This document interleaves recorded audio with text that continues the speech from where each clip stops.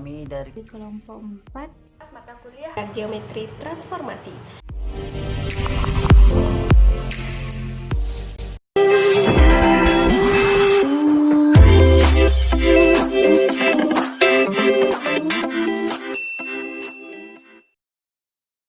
Sebelum masuk ke pembahasan yang akan saya bahas, saya akan mengingatkan mengenai apa itu translasi, refleksi, rotasi, dan dilatasi. Perhatikan gambar berikut. Gambar pertama merupakan contoh dari translasi atau perpindahan. Kemudian gambar kedua adalah contoh gambar refleksi atau pencerminan. Kemudian gambar ketiga adalah contoh dari rotasi atau perputaran, dan gambar keempat adalah contoh dilatasi.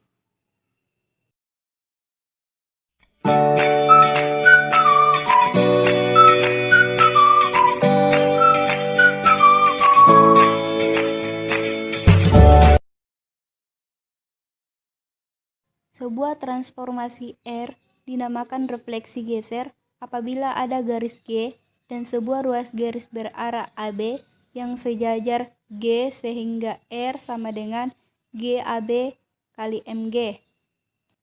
Garis G ini dinamakan sumbu refleksi geser. Oleh karena setiap translasi dapat diuraikan menjadi hasil kali dua refleksi garis, maka suatu refleksi geser dapat ditulis sebagai hasil kali 3 refleksi garis. Nah, untuk lebih memahaminya, perhatikan ada sebuah garis, kita beri dia nama adalah garis G, kemudian ada ruas garis berarah AB, terdapat titik P. Titik P ini apabila kita geser sejauh ruas garis berarah AB, didapatkan geserannya adalah titik ini, kita beri dia nama P0, yang artinya geseran AB terhadap titik P adalah P0. Geseran AB terhadap titik P adalah P0. Kemudian P0 ini apabila kita cerminkan terhadap garis G,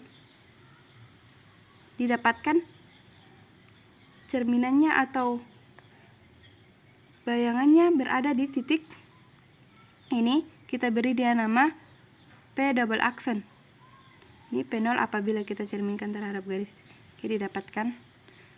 Nah, P double aksen inilah yang disebut dengan refleksi geser dari titik P. Kenapa dia dikatakan refleksi geser dari titik P? Karena perhatikan, titik P ini apabila kita langsung cerminkan terhadap garis G, maka pencerminannya akan berada di titik ini. Kita kasih dia nama P aksen. Ini adalah refleksi awal titik P. Kemudian perhatikan P aksen ini bergeser sejauh ruas garis berarah AB sehingga didapatkan P double aksen. Inilah sebabnya P double aksen ini merupakan refleksi geser dari titik P. Dengan garis G merupakan sumbu refleksi geser, maka didapatkan R itu sama dengan geseran AB dikali MG.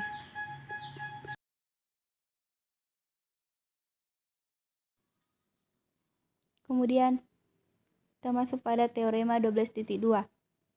Setiap hasil kali sebuah refleksi pada sebuah garis dengan sebuah rotasi mengelilingi suatu titik yang tidak terletak pada suatu garis tersebut adalah suatu refleksi geser. Bukti, diketahui refleksi MS dan rotasi A, theta, andaikan T sebarang garis melalui S dan R, garis melalui A sehingga besarnya sudut adalah 1/2 theta, sehingga MS kali R A, theta sama dengan MS kali MT kali MR.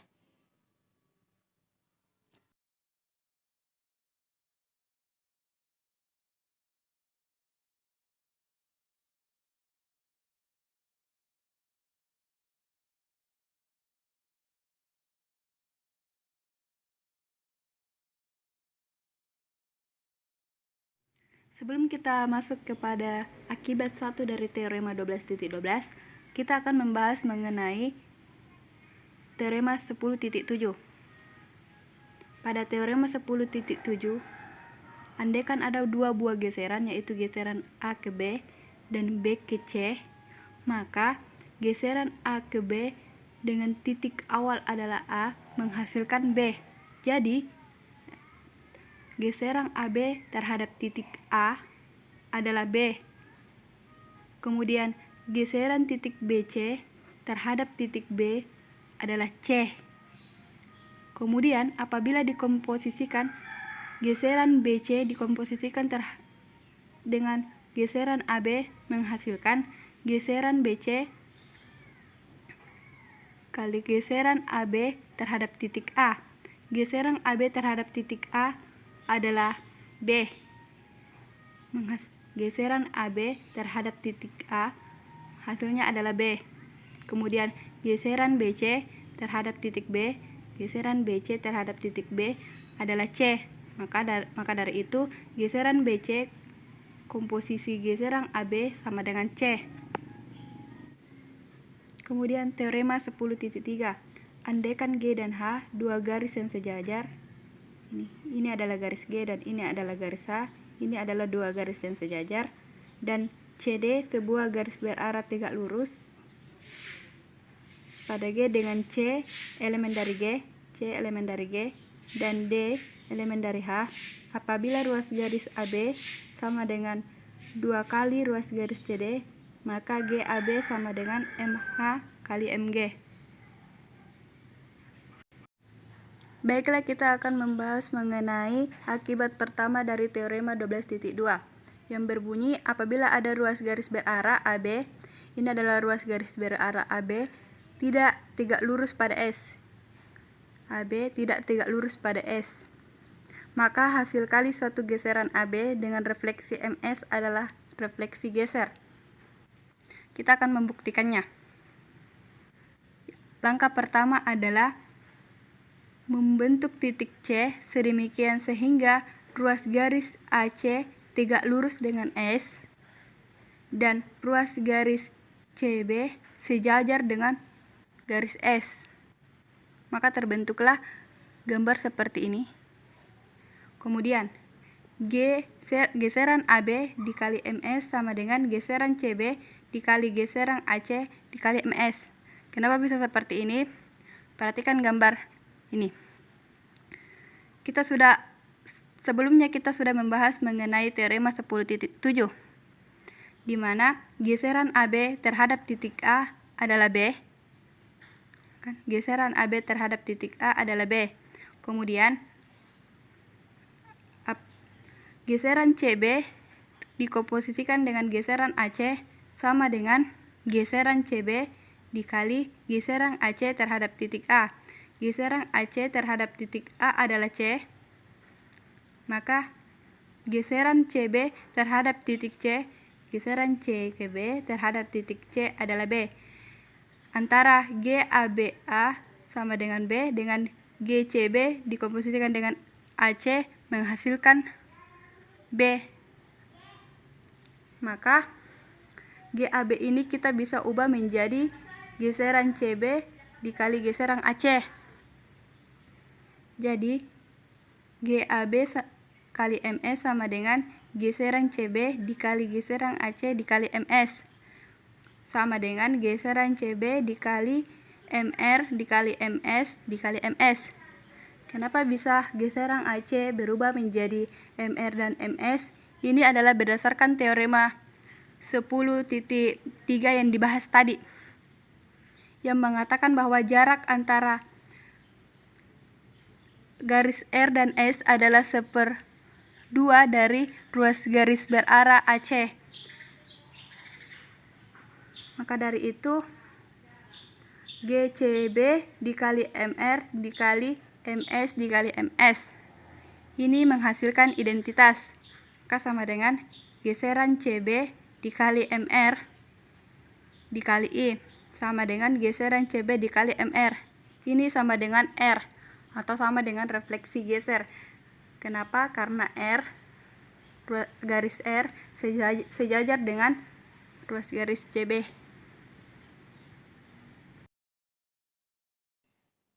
Akibat 2. Apabila ada garis R, S, dan T tidak berpotongan pada satu titik dan tidak ada pasangan yang sejajar, maka setiap hasil kali refleksi MR, MS, dan MT adalah suatu refleksi geser. Bukti. Dipunyai garis R, S, dan T tidak berpotongan pada suatu titik dan tidak ada pasangan yang sejajar. Misalkan perpotongan garis T dan S adalah A, perpotongan garis R dan S adalah B, dan perpotongan garis T dan R adalah C. Refleksikan A terhadap garis R, S, dan T.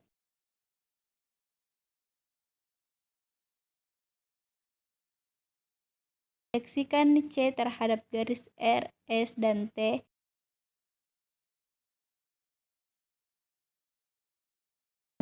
Hubungkan antara A aksen dan C aksen.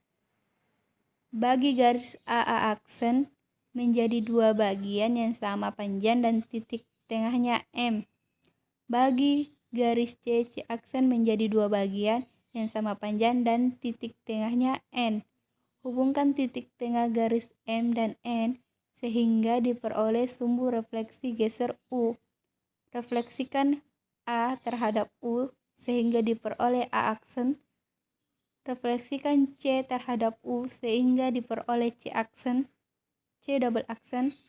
Hubungkan A double aksen dan C double aksen dan diperoleh panjang A double aksen sama dengan C double aksen. Jadi hasil kali refleksi MR, MS, dan MT adalah suatu refleksi geser.